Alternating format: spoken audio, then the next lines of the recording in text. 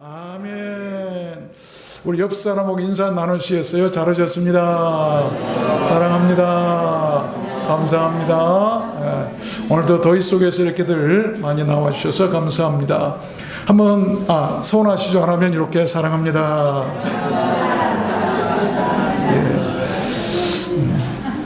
한번 따라서 볼까요? 고통의 의미. 이런 제 말씀을 증거하겠습니다. 오늘 본문 말씀은 이스라엘 백성이 광야에서 마라의 쓴물을 만나게 된 기록입니다. 광야나 사망을 걷는 사람에게 물은 절대적입니다. 필연적이고 없어서는 안 될 거예요. 없으면 죽는 거예요. 마실 물이 없다면 고통을 넘어서 행보가 불가능합니다. 그들은 그 쓴물 앞에서 절망합니다. 그때가 언제냐면 광야를 걷기 시작한 때 초기예요. 초당이었는데 출애굽해서 홍해를 건넌 지 3일 만이었습니다. 물이 없어서 처음으로 찾았던 물이 하필이면 써서 못 먹는 물이었어요. 왜 하나님은 초장부터 그의 백성을 하필이면 마시지도 못할 그 고통의 쓴물 앞으로 인도하셨을까요? 우리는 하나님의 그 섭리와 의중을 알아야 합니다. 모든 하나님의 말씀은 그냥 된 것이 없고 성경의 모든 사건은 의미 없는 게 없어요. 다 의미가 있어요. 예수만 믿으면 모든 일이 다 잘 될 것이라는 그런 잘못된 그런 신앙 공식 때문에 오히려 더 어려워지고 오해를 나갈 때도 있습니다. 그럴 때 우리는 어떻게 해야 될까요? 그 답을 오늘 본문 말씀에서 찾을 수가 있는 것입니다. 제가 국민학교 시절, 지금은 초등학교라고 그러죠. 학교에서 가끔 예방주사 맞는 날이 있었어요. 얼마나 두렵고 떨리고 무서웠는지 모릅니다. 수만 있으면 그날은 학교 안 가서 그냥 핑계 댔으면 좋을 텐데 그럴 수도 없고, 근데 이제 수가 많으니까 줄을 쭉 서가지고 이렇게 주사를 맞죠. 이쪽 줄은 주사 맞으러 들어간 줄, 이쪽 줄은 주사 맞고 나온 학생들 수. 그런데 꾀를 썼어요. 어떻게 주사를 안 맞을까? 그래서 줄을 바꿨습니다. 몰래 뒤로. 주사를 맞고 나온 사람 줄이가 딱 섰어요. 그런데 주사가 끝났는데 큰일 났어요. 담임 선생님이 화가 나서 매를 들고 나오더니 누군가 하나 안 맞았다는 거예요. 찾아보니까 그래 걸려가지고 흠씬 매를 맞고 서러워서 그냥 눈물을 흘리면서 주사를 맞은 기억이 있어요. 근데 알고 보면 그것이 나를 살리는 길이었고 그렇게 겁먹을 일도 아니었는데 괜히 겁먹었어요. 고통이라고 하는 것이 마치 그와 같은 거예요. 고통은 주사처럼 잠시입니다. 그러나 그 효과는 평생이죠. 그럼 고통이 그런 거예요. 쓰다는 말은 인생을 고뇌하게 만드는 저주라고 성경은 표현하고 있어요. 민수기 5장에 보면 그 저주가 되게 하는 쓴물을 마시게 할지니, 저주가 되게 하는 쓴물은 저주를 상징하죠. 그러나 아십시오, 마라의 그 쓴물을 하나님은 단물로 바꾸십니다. 그로 인해서 모세와 이스라엘 백성은 그 위기를 잘 이겨내고 단물을 마시면서 다시 길을 가게 되었다는 것이 오늘 본문 말씀이에요. 그래서 저는 오늘 말씀을 받들어서 그들이 무엇을 어떻게 했기에 그렇게 저주의 쓴물을 단물로 바꿀 수 있었던가를 여러분께 증거해 드리려고 하는 것입니다. 우리는 종종 고통할 때가 있어요. 그러나 모든 고통에는 의미가 있는 것입니다. 오늘 말씀으로 그 어떤 절체절명의 위기나 고통이 닥치더라도 그 의미를 알아서 그 앞에서 모두 이겨내고 살게 되는 우리는 모두가 되었으면 좋겠습니다. 여러분 모두 다 그렇게 되시기를 주님의 이름으로 축원합니다. 그러면 쓴물의 고통을 이겨냈던 그 비결이 무엇일까요? 첫 번째는 Seek God, 하나님을 찾는 거였어요. 하나님을 찾아라. 24절 보니까 백성이 모세에 대하여 원망하여 가로되 우리가 무엇을 마실까 하며 모세가 여호와께 부르짖었더니, 그 절망 앞에서 했던 것은 모세가 하나님께 기도하며 하나님을 찾는 거였어요. 여기 부르짖었다는 말은 고통하며 신음하듯이 울면서 하나님을 찾았다는 말입니다. 위기 앞에서 하나님을 찾도록 만드신 것, 그것이 이스라엘 백성을 쓴물 앞으로 인도하신 하나님의 계획이셨어요. 장차 긴 광야 여정에서 있을 고통스럽고 어려운 일들을 이겨낼 그 길과 방법을 초장부터 미리 가르치시고 또한 배우도록 하시기 위해서 하나님께서는 맨 처음부터 그들을 쓴물 앞으로 인도하셨던 것입니다. 하나님은 모세에게 그 기도를 들으시고 한 나무를 지시하시죠. 그러자 모세는 그 나뭇가지를 꺾어서 쓴 물에 던집니다. 그랬더니 놀랍게도 그 물이 달아졌어요. 물이 스위트해졌다. 달콤하고 맛있고 상쾌하고 썩지 않고 악취도 없는 아주 최상의 신선한 물이 되었다고 하는 말이에요. 신비로운 기적과 축복이었습니다. 그런데 여기서 우리가 알아야 할 복음은 쓴물에 던져진 그 나뭇가지가 다름 아닌 그리스도 예수 우리 주님을 상징한다는 것입니다. 가지가 꺾인다는 것은 죽음을 의미합니다. 십자가의 죽음, 이게 복음이에요. 그리스도의 죽음, 십자가 그 희생의 복음이 저주 가운데 있는 인류들의 쓴물에 던져질 때 그 쓴물이 구원의 단물이 될 것이라고 하는 그런 복음을 원시적으로 이루신 그런 말씀이에요. 손양원 목사님은 두 아들이 공산당에 의해서 순교를 하죠. 말로 할 수 없는 고통이었어요. 그런데 목사님은 그 아들들의 장례식 날 자식을 순교자로 삼으신 하나님께 오히려 감사를 하게 되죠. 큰 감사를 했어요. 말로만 하는 감사가 아니라 그가 헌금을 했는데 이 한 달 사례비가 당시에 80원이었대. 80원. 그런데 그가 했던 감사, 자기 아들이 순교했는데 공산당 총에 맞아서 그 순교에 대한 감사헌금을 얼마 했냐면 당시 한 달 월급이 80원인데 1만 원을 했어요. 1만 원. 지금으로 계산하면 10년치 월급이랍니다. 거금이죠.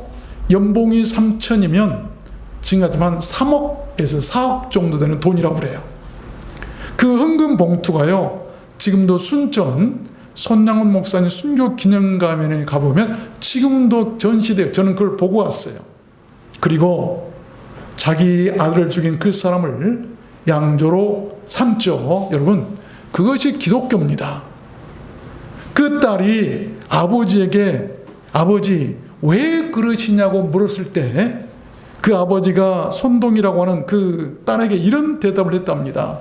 다른 거 아니다. 성경에 그렇게 하라고 쓰여 있으니까, 성경에 그렇게 하라고 쓰여 있으니까 그대로 한 것이다. 여러분, 그게 신앙 아니겠어요? 그것이 고통을 이기는 비결이었던 것이죠. 저는 그 앞에 참 고개가 숙여졌어요.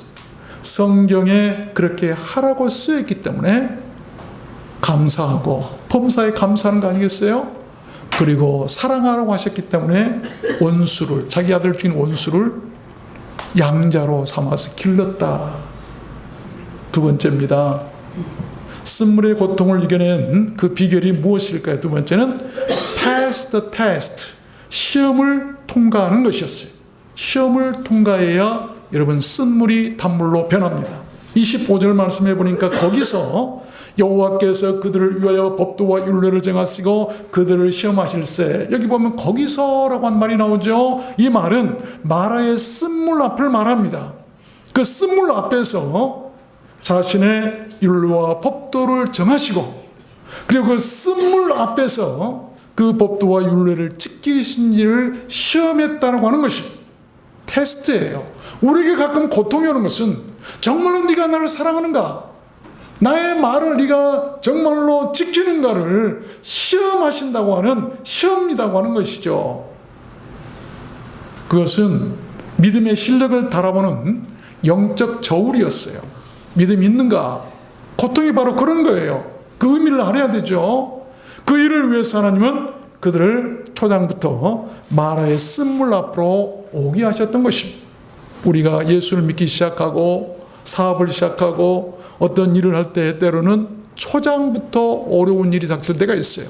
왜 그럴까요? 하나님의 시험이에요. 정말 어려운 가운데서도 네가 내 말을 지키는가? 믿음을 지키는가? 그 시험을 통과하면 대학에 들어갈 수 있고, 그렇죠? 모든 훈련을 마친 다음에 계급장을 달 수 있는 것처럼 하나님이 아담과 이브를 이렇게 지으시고 짝을 지으셨죠. 어느 날 그들이 잘 사나 해가지고 찾아오셨더랍니다. 아담과 같이 산책을 하면서 하나님이 물으셨어요. 아담아, 너에게 짝 지어진 이브가 마음에 드느냐? 그랬더니 아담이 그럼요. 어쩜 그렇게 예쁘게 만드셨어요?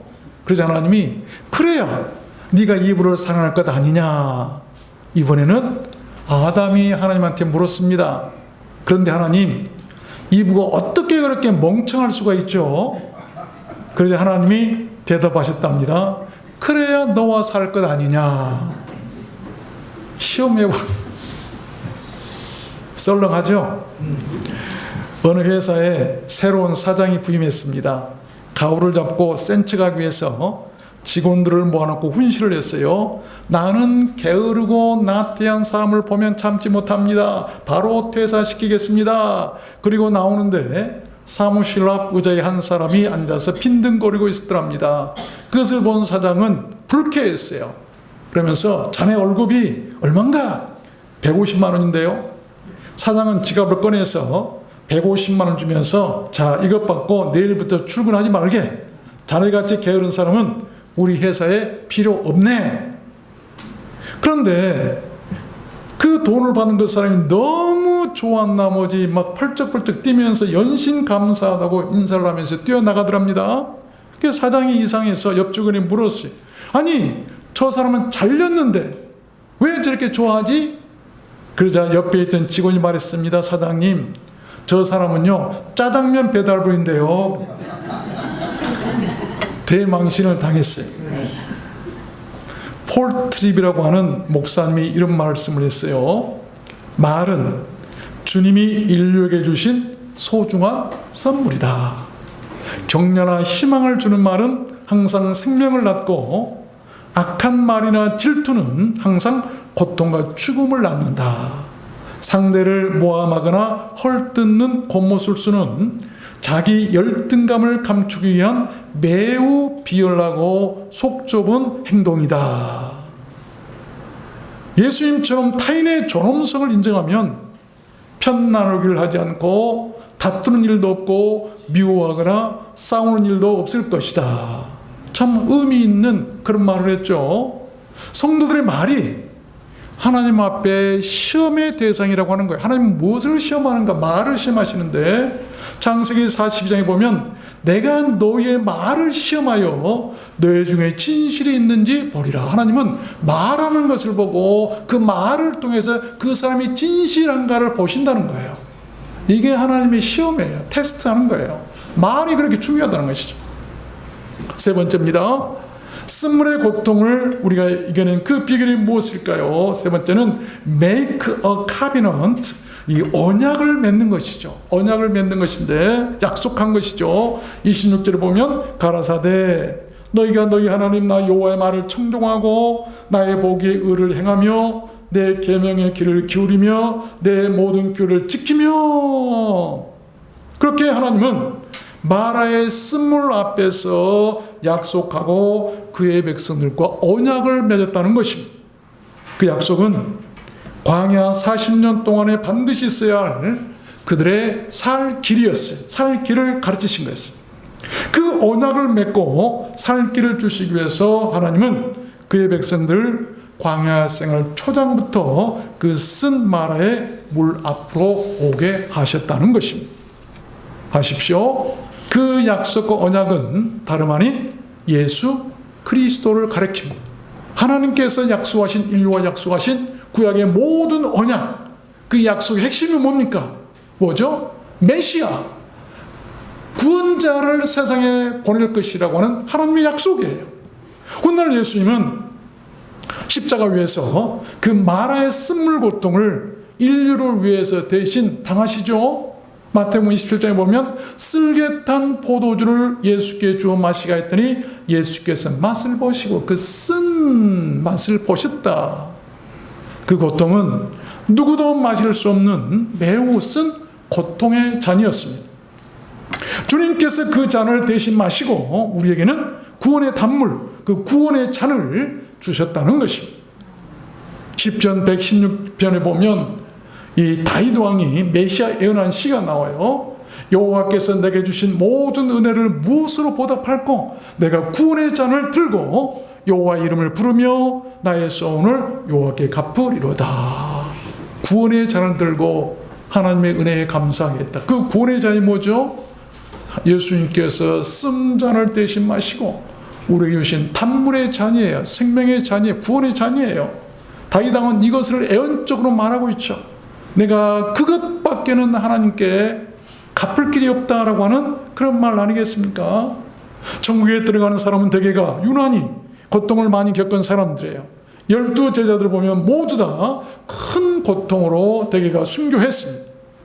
나에게 남다른 큰 고통이 있다는 것은 하나님께서 나를 천국에 높이 세우시기 위한 거룩하고 위대한 큰 초대가 아닐 수가 없습니다.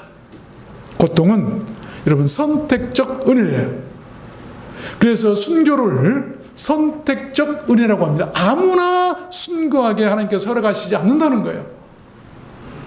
천국에서 12보석까지 빛날 수 있는 그들을 위해 대기하도록 하기 위해서 하나님께서 순교할 자들을 선택하신다. 고통당할 자들을 선택하신다. 여러분 그게 선택적 은혜고 얼마나 값지고 복된 선택이겠는가. 여러분 우리가 고통에 대해서 감사해야 할 이유가 아니겠습니까? 고통이 온다는 것은 아무나 하나님께서 허락한 거 아니에요. 네 번째입니다. 마지막입니다. 우리가 쓴물의 고통을 이기려면 그 비결이 무엇인가? 세 번째는 receive healing, 치료를 받는 것이, 치료를 받게 하셨다. 26절 보니까 내가 애굽 사람에게 내린 모든 질병이 하나도 너에게 내리지 아니하리니 나는 너희를 치료하는 여호와임이니라. 하나님은 이제 막 광야에 들어선 이스라엘 백성을 다른 장소가 아닌 마라의 쓴물 앞에서 기다리셨어요. 그리고 자신을 힐러, 치료자다라고 그들 앞에 나타내십니다.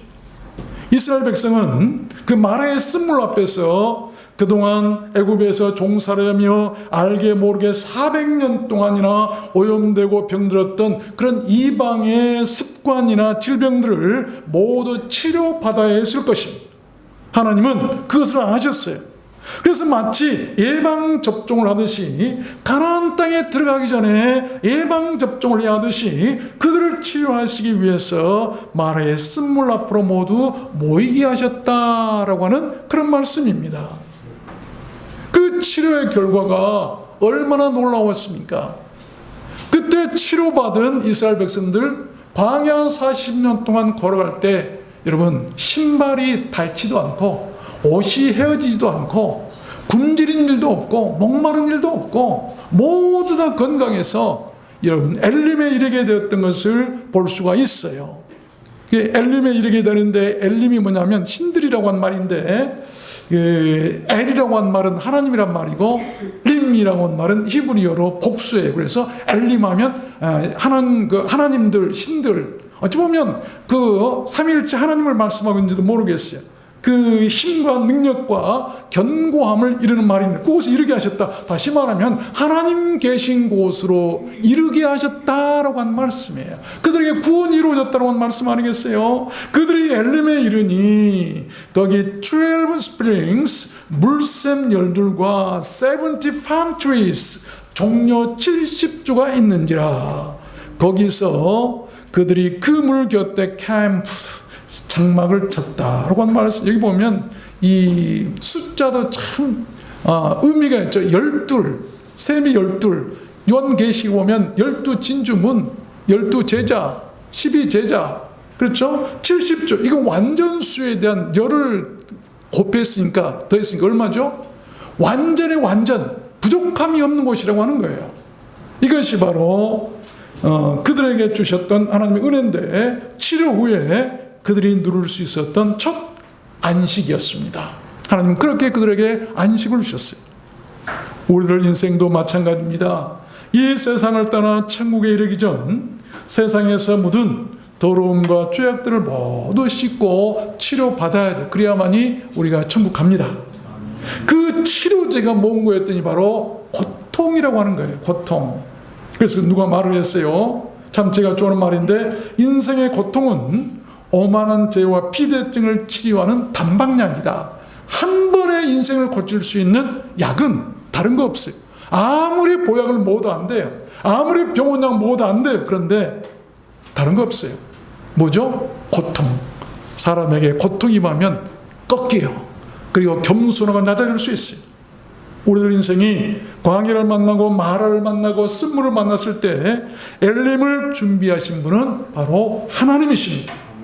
여러분이 인생의 쓴물을 만났을 때 여러분을 도울 자가 누구십니까? 누가 여러분을 치료하기 위해서 그 쓴물 앞에서 기다리고 계십니까? 누가 여러분의 고통 앞에서 여러분을 도우려고 기다리고 계십니까? 그걸 알아야 돼요. 누가 내 고통을 치료하실까? 누가 내 고통을 치료하려고 기다리고 계실까? 그걸 알아야 그분 앞에 가지 않겠어요? 말씀을 맺겠습니다. 잠언 16장 4절에 보면 이런 말씀이 있어요. 여호와께서 온갖 것을 그 쓰임에 쓰기에 적당하게 지으셨나니 악인도 악한 날에 적당하게 하셨느니라. 참 지혜로운 말씀인데, 의미 있는 말씀인데, 고통도 그런 거예요. 때로는 우리들 인생의 그 고통이 오히려 우리들 인생의 소중한 영혼을 살게 하는 매우 알맞고 적당한 것이 있을 수 있다는 거예요. 인생을 살리는 것이 바로 고통이기에 우리 인생들에게 가장 적당한 것은 뭐죠? 고통이라고 하는 것이죠. 하나님께서 그 고통도 그래서 적당하게 인생들을 위해서 만들어 놓으셨다고 하는 말씀 아니겠어요? 놀라운 반전이죠. 미국 흰검이라고 하는 지역의 사회가는 윌리엄 쿠싱이라고 하는 목사님이 계셨어요. 어느 날 그에게 청천벽력 같은 시련이 닥칩니다. 아내가 갑자기 병이 들더니 급작스럽게 사망하고 말았어요. 얼마 지나지 않아서 자신의 목소리가 완전히 나오지 않고 꽉 막혀버렸어요. 의사는 성대마비라 해서 더 이상 한마디도 말을 할 수 없다고 진단을 내립니다. 목사로서 말을 할 수 없으니 모든 것이 끝나버렸어요. 비바람이 세차게 몰아치던 어느 날 밤에 그는 깊은 절망에 빠져서 울면서 기도하기 시작합니다. 하나님, 저에게서 사랑하는 것들을 다 빼앗아 가버리면 저는 무엇으로 살아야 합니까? 무엇으로 주님을 섬겨야 합니까? 그리고 있는데 바깥 정원에서 어린 새끼 새 한 마리가 폭풍 속에서 비에 젖어서 떨고 있더니 곁에 있던 어미새 날개 아래로 파고 들어가는 모습을 봐요. 거대한 폭풍 앞에서는 무력했던 그 아기 새였지만 어미새가 큰 날개를 펴서 품에 안으니까 그 아기 새는 금세 평온해진 것을 볼 수가 있었습니다. 그 모습을 본 목사님의 눈에서 뜨거운 눈물이 흐르기 시작했어요. 아, 내가 지금 주님의 날개 밑에 있다면 얼마나 좋을까, 그렇게 생각하고 펜을 들어서 시를 쓰기 시작합니다. 그 시로 된 찬송이 바로 찬송가 478장이에요. 주 날개 밑 내가 편안히 쉬네. 밤 깊고 비바람 몰아쳐도 아버지께 하나님께서 날 지키시리니 거기서 평안히 쉬리로다. 주 날개 밑 즐거워라. 그 사랑 끈을 짜뉘뇨. 주 날개 밑 내 쉬는 영원히 거기서 살리. 아멘. 어떤 사람이 말했습니다. 21세기 기독교는 예수 없는 기독교, 성령이 없는 교회, 회개 없는 용서, 지옥 없는 천국, 하나님 없는 정치라고 했어요. 잘 지적한 것 같습니다. 현대 교회들이 그런 것 같아요. 저는 거기다가 한 가지를 더 추가하고 싶습니다. 현대 교회들은 고통을 이기지 못하고 무너지는 너무 연약한 성도들이라고 하는 것이, 조금만 말 한마디에 넘어져, 조금만 행동 하나에 시험에 들고 넘어지고 교회를 떠나고 또한 신앙을 떠나고 하나님을 떠난 것을 볼 수, 너무 약해. 너무 약해. 여러분, 하나님께서 절망에 빠진, 아까 말했던 그 윌리엄 쿠싱이라는 목사님, 그 폭풍 같은 날 밤에 그를 살리고 깨우치고 위로하기 위해서 피해 젖은 한 작은 새 가족을 보내셔서 그를 위로하셨던 것 아는 게 조그만 것이라도 우리에게 위로가 되는 것을 우리가 알 수가 있어요. 아십시오. 모든 고통에는 의미가 있습니다. 물이 오는 시점을 빙점이라고 얘기를 하죠. 그래서 아래쪽으로 조금만 내려가면 얼어버리고 또 위쪽으로 조금만 올라가면 얼지 않아요. 그 차이는 아주 근소합니다. 인생도 그런 거예요. 아주 조금만이라도 하나님 편으로 기울어지면 그런 인생은 결코 얼지 않습니다. 어떤 고통에서도 무너지지 않아요. 인생의 쓴물을 단물로 바꾸는 것은 여러분 아십시오. 내가 아니라 바로 하나님이세요. 모세도 할 수 없었고 아론도 할 수 없었고 그 누구도 할 수 없었어요. 가나안 잔치에서 물을 포도주로 바꾼 것도 여러분 주인도 아니고 일꾼도 아니고 거기 초대된 어떤 손님도 아니고 그 어떤 사람도 아니었어요. 오직 주님이셨어요. 인생이 너무 서서 지치고 어찌할 수 없을 때는 내가 하려고 들지 마십시오. 그래서 실패하고 넘어져요. 주님께 맡기시길 바랍니다. 그러면 He will do it. 그가 하실 것이다. 그가 하실 것이다. 그가 맡기면 그가 하시는 거예요. 여러분 모두에게 그러한 은혜가 쓴물이 단물로 바뀌어지는 그러한 여러분의 생애 축복이 여러분과 함께 하시기를 주님의 이름으로 축원합니다. 우리 찬양하도록 할까요? 예수님이 말씀하시니 물이 변하여 포도주 됐네. 이 찬양 잘 하시고 말씀을 생각한 주님, 내 쓴물이, 내 인생의 쓴물이 이제는 단물로